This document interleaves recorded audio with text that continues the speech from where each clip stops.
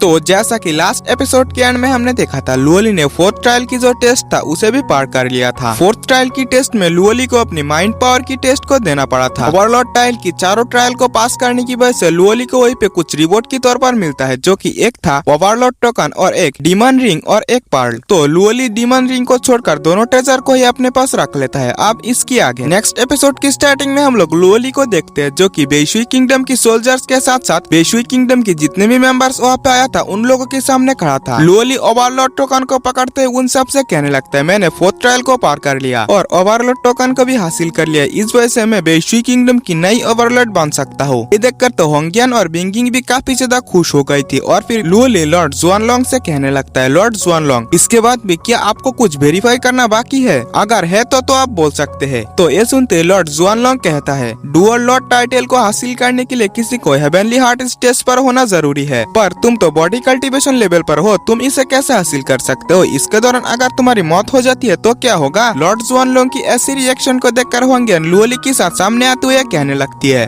Overlord की कही गई रूल्स के अनुसार जो भी फोर्थ ट्रायल को पार कर लेता है और ओवरलॉर्ड टोकन को हासिल कर लेता है वो ओवरलॉर्ड की टाइटल को ले सकता है। और तो लुओली ने इन सभी चीजों को पूरा कर लिया। इस वजह से मुझे लगता है कि लुओली ओवरलॉर्ड पोजीशन के साथ साथ डुअल लॉर्ड बन सकता है, यानी कि ओवरलॉर्ड की पोजीशन और लॉर्ड नानली की पोजीशन। और फिर हम लोग लॉर्ड नानली की मेंशन की जो बटलर था उसे हम देखते हैं। उसे भी अब पता चल चुका था कि उसके साथ अब क्या होने वाला है, या तो उसे लॉर्ड नानली की मेंशन से निकाल दिया जाएगा या फिर उसे मार दिया जाएगा। तो वो ये देखते लॉर्ड जुआनलोंग के सामने अपनी जान की भीख मांगने लगता है, पर लॉर्ड जुआनलोंग ने उसे फेंक दिया था एक लात मार के, और वो सीधा ही जाकर लुओली के सामने अपनी भीख मांगने लगता है। तो ये देखकर लुओली कहने लगता है, तुम तो लॉर्ड नानली की मेंशन के बटलर हो, इसलिए तुम लॉर्ड नानली की मेंशन और लॉर्ड नानली के बारे में कई सारी बातें जानते हो। तुम रूल्स को कैसे ब्रेक कर सकते हो, इसलिए तुम्हें कोई भी सजा नहीं दिया जाएगा। और फिर लुओली सू क्यूंगशेंग से कहता है, बंद कर दो साले को कालकोठरी में, वहाँ पे इसे सोल्जर्स के साथ भी बात करने की इजाजत ना दिया जाए और किसी से मिलने की बात तो दूर ही है। और फिर होंगियन लॉर्ड जुआनलोंग से कहने लगती है, लॉर्ड जुआनलोंग, आपने जितने भी चाले चली या फिर जो कुछ भी किया उसके लिए आपको जरूर से सजा मिलना चाहिए, पर मैं इस बार आपको माफ कर दूंगी। इस बार मैं आपको नजरअंदाज कर रही हूँ, इसका मतलब हर बार नहीं। अगर दोबारा ऐसा आपने कुछ भी किया तो समझ लेना कि मुझसे बुरा कोई नहीं होगा। और तो और जहाँ तक बात है लुओ जिंग की, वो हमारे बेशुई किंगडम की कोई मेंबर नहीं है, इस वजह से उसे वापस भेज दिया जाए। तो ये सुनते लॉर्ड जुआनलोंग भी होंगियन को ग्रीट करते हुए उसे गुस्से में चला जाता है। और फिर लुओ जिंग चिल्लाते हुए बोलने लगता है, मेरी फोर्थ स्टेज को पार करने की वजह से जो रिवॉर्ड मिलना चाहिए था वो कहाँ पे है? तो लुओली भी चिल्लाते हुए कहने लगता है, लुओ जिंग, मैंने इसे पहले ही पार कर लिया और सभी रिवॉर्ड को हासिल कर लिया, अब तुम्हारी नसीब में तो बाबा जी की ठुल्लू है। ये सुनकर तो लुओ जिंग भी बहुत ही ज्यादा चिढ़ जाता है। और फिर लुओली होंगियन और बिंगिंग को एक कमरे के अंदर दिखाई जाती है, जो कि बैठते हुए बातचीत कर रही थी। होंगियन लुओली से कहती है, मैंने ओवरलॉर्ड की जो मेंशन है उसे पहले ही साफ करने के लिए किसी को भेज दिया ताकि तुम्हें कल्टीवेशन करने के लिए आसान हो। तो ये सुनते लुओली कहता है, मुझे इन सब चीजों की कोई जरूरत नहीं है, क्योंकि मैं लॉर्ड नानली की मेंशन में ही अच्छा हूँ, मुझे ये जगह पसंद है, क्योंकि ओवरलॉर्ड की जो मेंशन है वो यहाँ से काफी ज्यादा दूरी पर है। और हाँ, पहले इन सब बातों को तुम लोग छोड़ो, मुझे ओवरलॉर्ड ट्रायल में फोर्थ ट्रायल पास करने की वजह से एक ट्रेजर मिला और वो उस ट्रेजर को निकालते हुए दिखाने लगता है। ये देखते ही तो बिंगिंग और होंगियन पूरी तरीके से शॉक हो चुकी थी। बिंगिंग उस ट्रेजर को पकड़ते हुए कहती है, ये तो पर्ल ऑफ टेंड है। ऐसा भी कहा जाता है ओवरलॉर्ड जो थे उन्होंने फ्यूचर जनरेशन के लिए अपनी सभी मेमोरीज और टैलेंट यानी कि एक्सपीरियंस इस पर्ल के अंदर कैद कर दिया था। इसके साथ अगर मार्शल आर्ट्स को प्रैक्टिस किया जाए तो बहुत ही फायदेमंद साबित हो सकती है। कहा जाता है कि इसके अंदर ओल्ड ट्रेंड भी मौजूद है। तो ये सुनते लुओली शौक होकर कहता है, ओल्ड ट्रेंड वो क्या भला है? होंगियन उसे समझाते हुए कहती है, इसकी मदद से तुम माउंटेन, रिवर, स्ट्रीम, सन, मून ऐसे भी चीजों को देखकर एक अलग ही ओल्ड ट्रेंड को एक्सपीरियंस कर सकते हो। ये सुनकर लुओली भी जोश में आते हुए कहता है, लगता है इस बार मुझे कोई रेयर ट्रेजर हासिल हुआ। इसकी ऐसी बातों को सुनकर होंगियन हंसते हुए कहती है, तुम इसके लायक हो क्योंकि तुमने फोर्थ ट्रायल को पास किया। लुओली होंगियन की बातों को सुनते हुए होंगियन की लिप्स को देखते हुए कहता है, गार्डन गार्डन हो रहा है,